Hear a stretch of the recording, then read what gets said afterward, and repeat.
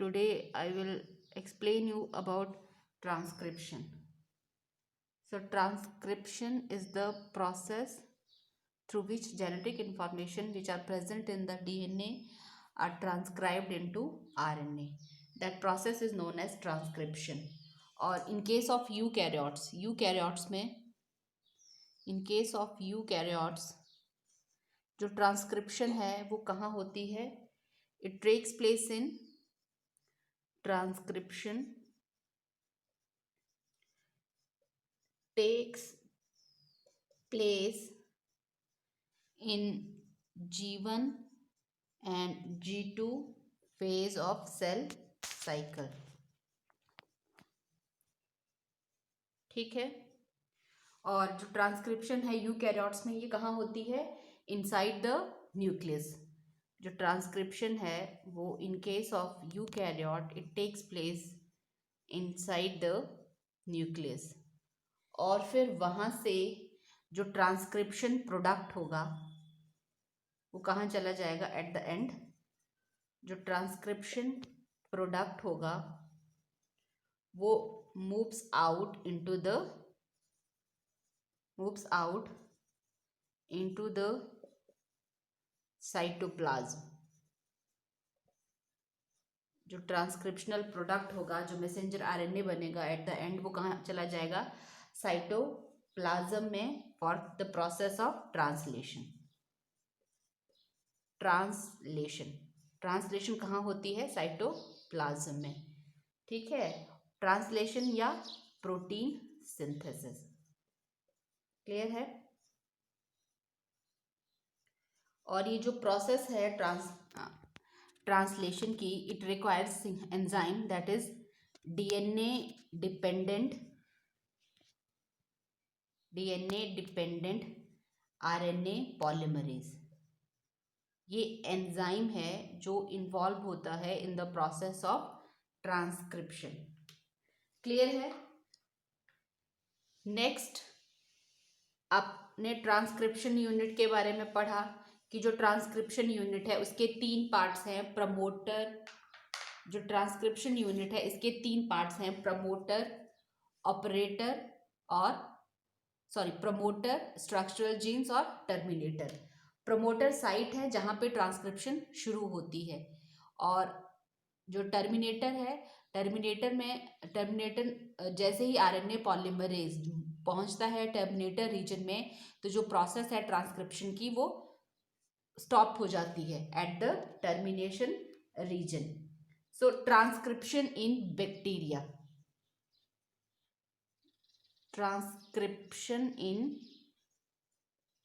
Bacteria, और prokaryotes. जो transcription है बैक्टीरिया में उसमें 3 प्रोसेसेस हैं, 3 प्रोसेसेस। फर्स्ट है initiation, second elongation and third is termination. ये 3 प्रोसेसेस हैं जो इन्वॉल्व हैं in the process of transcription. और जो बैक्टीरिया है हैविंग 3 टाइप्स ऑफ आरएनए। जो मेजर आरएनए है बैक्टीरिया में वो हैं मैसेंजर आरएनए, ट्रांसफर आरएनए और राइबोसोमल आरएनए। ठीक है। और जो सिंगल टाइप ऑफ एंजाइम्स जो रिक्वायर होता है ट्रांसक्रिप्शन में, that is DNA dependent RNA polymerase. while in case of eukaryote there are 3 different types of DNA dependent RNA polymerase। जो डिफरेंस है प्रोकैरियोट्स और यूकैरियोट में वो ये है कि प्रोकैरियोट में सिर्फ एक DNA dependent RNA polymerase enzymes होता है, while in case of eukaryote there are 3 different types of RNA polymerase 1, RNA polymerase 2 and RNA polymerase 3। जो फर्स्ट स्टेप है इनिशिएशन, इसमें क्या होता है कि जो DNA dependent RNA polymerase enzyme है वो प्रमोटर रीजन के साथ बाइंड करता है। ठीक है। यहाँ पे आपने ट्रांसक्रिप्शन यूनिट पढ़ी थी जिसमें वो स्ट्रैंड जिसकी पोलैरिटी 3 प्राइम टू 5 प्राइम है उसको हम क्या बोल रहे थे, टेम्पलेट स्ट्रैंड। और जो दूसरा स्ट्रैंड जिसकी पोलैरिटी 5 प्राइम टू 3 प्राइम थी उसको हम बोल रहे थे कोडिंग स्ट्रैंड, ठीक है। और यहाँ पे ये क्या है, ये प्रमोटर है, ठीक है, और ये टर्मिनेटर रीजन है। और इन दोनों के बीच में क्या है, प्रमोटर, और in between the promoter and terminator region is structural genes. So structural genes is the are the part of that strand of DNA जिसकी पोलैरिटी क्या है, 3 प्राइम टू 5 प्राइम। अब ये स्ट्रक्चरल जीन्स ट्रांसक्राइब होते हैं और ये बनाते हैं मैसेंजर आरएनए, ठीक है। ये जो स्ट्रैंड है इसको हम बोलते हैं कोडिंग स्ट्रैंड, कोडिंग स्ट्रैंड। और इस स्ट्रैंड को हम बोलते हैं टेम्पलेट स्ट्रैंड, टेम्पलेट स्ट्रैंड। और इसको हम बोलते हैं master strand, non sense strand, क्योंकि नॉन सेंस स्ट्रैंड है तो ये कोड होके क्या बनाएगा, सेंस स्ट्रैंड। और ये कोडिंग है और ये नॉन कोडिंग है। नॉन कोडिंग स्ट्रैंड उसको जब हम कॉपी करेंगे तो वो क्या बनाएगा, कोडिंग स्ट्रैंड बनाएगा। और ये जो स्ट्रैंड है ये कोडिंग स्ट्रैंड है, ये पार्टिसिपेट नहीं करता है इन द प्रोसेस ऑफ ट्रांसक्रिप्शन। सिर्फ ये स्ट्रैंड ही ट्रांसक्राइब होता है। जो टेम्पलेट स्ट्रैंड है जिसकी पोलैरिटी 3 प्राइम टू 5 प्राइम है वो ट्रांसक्राइब होगा और वो क्या बनाएगा, मैसेंजर आरएनए। और मैसेंजर आरएनए जो बनेगा एट द एंड, ठीक है, जिसकी पोलैरिटी 5 प्राइम टू 3 प्राइम होगी, जो मैसेंजर आरएनए बनेगा उसकी जो बेस सीक्वेंसेस होंगी और जो टेम्पलेट स्ट्रैंड है उसकी base sequences they are complementary to each other, ठीक है। लेकिन जो कोडिंग स्ट्रैंड है उसकी बेस सीक्वेंसेस, न्यूक्लियोटाइड सीक्वेंसेस, और जो मैसेंजर आरएनए ट्रांसक्राइब होगा उसकी base sequences they are similar, they are identical to each other. बस वहाँ पे क्या होगा कि जो कोडिंग स्ट्रैंड है डीएनए का वहाँ पे थायमीन होगा, आरएनए में थायमीन की जगह पे क्या होगा, यूरेसिल। सिर्फ ये डिफरेंस होगा। क्लियर है। अब इनिशिएशन स्टेप में क्या होता है कि जो आरएनए पॉलीमरेज एंजाइम है वो यहाँ पे आके बाइंड करेगा प्रमोटर रीजन में, ठीक है। और प्रमोटर रीजन में बाइंड करेगा क्योंकि जो स्टार्ट सिग्नल है for this enzyme that is DNA dependent RNA polymerase they are present in the promoter region. और फिर यहाँ पे वो क्या करेगा, जो आरएनए पॉलीमरेज एंजाइम है वो इनिशिएट करेगा द प्रोसेस ऑफ ट्रांसक्रिप्शन। और यहाँ पे जो आरएनए पॉलीमरेज है उसमें क्या क्या होता है, सिग्मा फैक्टर होता है। ये आरएनए पॉलीमरेज है उसमें ये सिग्मा फैक्टर है, एंड दिस सिग्मा फैक्टर क्या है, ये जो है ये रिस्पॉन्सिबल है फॉर, क्लियर है, it this sigma factor it recognizes the start signal at the promoter region and start the transcription process. और यहाँ पे क्या होता है, रो फैक्टर। और आरएनए पॉलीमरेज में रो फैक्टर होता है और रो फैक्टर को हम टर्मिनेशन फैक्टर भी बोलते हैं। And this factor, rho factor is required for termination. This rho factor it is required for termination.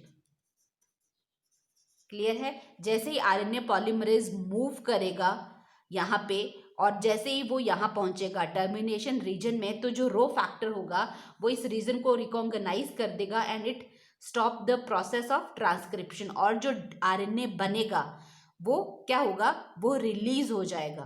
Clear है। और लेकिन यहाँ पे क्या होता है, जो प्रोकैरियोट्स होते हैं उनमें जो मैसेंजर आरएनए बनता है वो कैसा होता है, उसमें कोडिंग सीक्वेंसेस होती हैं। लेकिन जो यूकैरियोटिक मैसेंजर आरएनए होता है उसमें नॉन कोडिंग सीक्वेंसेस भी होती हैं जिनको हम बोलते हैं इंट्रॉन्स। ये मैसेंजर आरएनए है, ठीक है। तो यहाँ पे ये क्या है, ये कोडिंग पार्ट है, ठीक है। और ये जो कोडिंग पार्ट होता है जो कोड करता है फॉर अ पॉलीपेप्टाइड उसको बोलते हैं एक्सोन्स। और इसके बीच में ये जो नॉन कोडिंग सीक्वेंसेस होती हैं, नॉन कोडिंग सीक्वेंसेस होती हैं, इनको हम बोलते हैं इंट्रोन्स और इंटरवीनिंग सीक्वेंसेस। ये these sequences they do not code for any polypeptide. तो ये सीक्वेंसेस क्या है, they are non coding, non functional है, इनका कोई फंक्शन नहीं है। तो इनको क्या किया जाता है, यहाँ पे ये स्प्लाइसियोसोम्स होते हैं, ठीक है। ये स्प्लाइसियोसोम्स क्या करेंगे, इन कोडिंग सीक्वेंसेस को, इन एक्सोन्स को रिमूव कर देंगे और यहाँ पे आपको क्या मिलेगा, सारा का सारा ये कोडिंग सीक्वेंसेस मिलेंगे आपको सारी की सारी, ठीक है, ये एक्सोन। और इसको फिर आप ज्वाइन करोगे इनको किसकी हेल्प से, with the help of ligase enzymes. Clear है।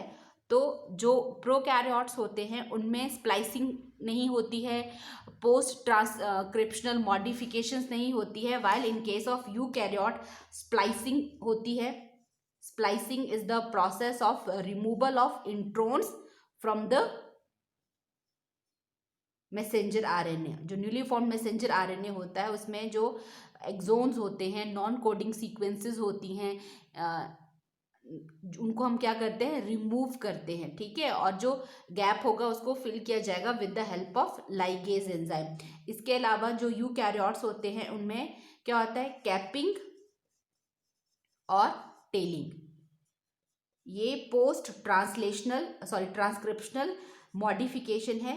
कैपिंग में हम क्या करते हैं, हम 5-मेथिओनिन ग्वेनोसाइन जो है उसको न्यूक्लियोटाइड्स को हम ऐड करते हैं एट द 5 प्राइम एंड। यहाँ पे हम क्या करेंगे, 5 प्राइम एंड पे मिथाइल ग्वेनोसाइन को ऐड कर देंगे यहाँ पे। क्लियर है, इसको बोलेंगे हम कैपिंग। और ये कैपिंग जो है ये मैसेंजर आरएनए को प्रोटेक्ट करता है। और टेलिंग में हम क्या करेंगे, at the 3 prime end of messenger RNA आप क्या करोगे, 200 to 250 आप एडिनाइलेट रेजिड्यूज को आप ऐड करोगे एट द 3 प्राइम एंड, इसको बोलते हैं टेलिंग। क्लियर है। सो प्रोकैरियोट्स इनके यूकैरियोट्स में ये 3 मैकेनिज्म्स होते हैं जो एब्सेंट होते हैं इन केस ऑफ प्रोकैरियोट्स, क्योंकि प्रोकैरियोट में नॉन कोडिंग सीक्वेंसेस नहीं होते, coding sequences they are continuous, ठीक है। यहाँ पे जो कोडिंग सीक्वेंसेस होती हैं in case of eukaryotes they are interrupted by the non coding sequences और स्प्लिट जीन्स। क्लियर है। तो इसीलिए जो ट्रांसक्रिप्शन है in eukaryote it is complex as compare to prokaryote, क्योंकि यूकैरियोट में ये 3 एडिशनल स्टेप्स होते हैं। Thank you.